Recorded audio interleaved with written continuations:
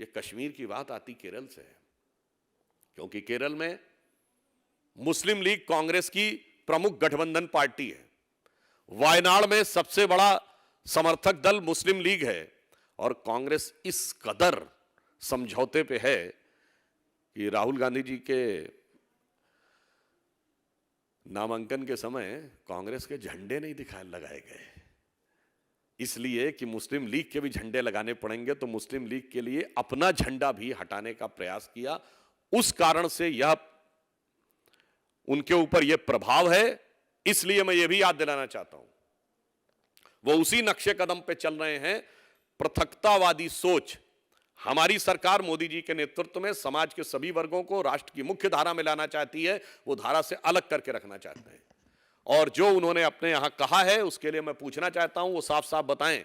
यदि उन्होंने कहा है कि स्पेशल लॉ बने रहने चाहिए, तो क्या वो 3 तलाक को समाप्त करने वाले हैं? हमने जो 3 तलाक को समाप्त किया उसे वो पुनर्स्थापित करने वाले हैं? ये साफ साफ उन्हें जवाब देना चाहिए। और मैं दर्शकों के लिए और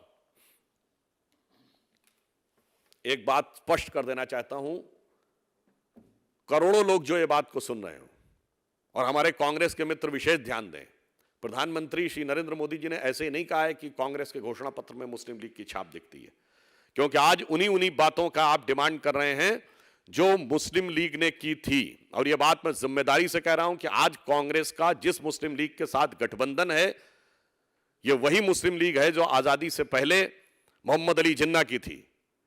चूंकि इस मुस्लिम लीग के संस्थापक मोहम्मद इस्माइल आजादी से ठीक पहले मोहम्मद अली जिन्ना की मुस्लिम लीग के मद्रास प्रेसिडेंसी के चीफ थे।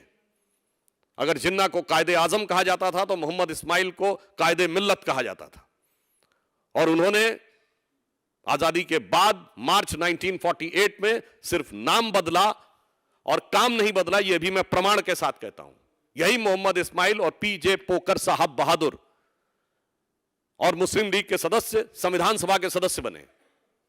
और संविधान सभा में इन्होंने यही मांग की कि अलग मुस्लिमों को स्थान मिलना चाहिए, उनके लिए अलग पहचान होनी चाहिए, उनके लिए अलग नियम होना चाहिए, उनके लिए अलग चुनाव क्षेत्र होने चाहिए। और मैं जिम्मेदारी से कह रहा हूं, संविधान सभा की डिबेट 28 अगस्त 1947 निकाल के देख लें, जब मुस्लिम लीग के एक सदस्य ने कहा कि हमारे लिए अलग स्थान, हमारी अलग पहचान और हमारे अलग चुनाव चिन्ह होने चाहिए, सरदार पटेल ने किस ढंग से उनको झिड़की लगाई है।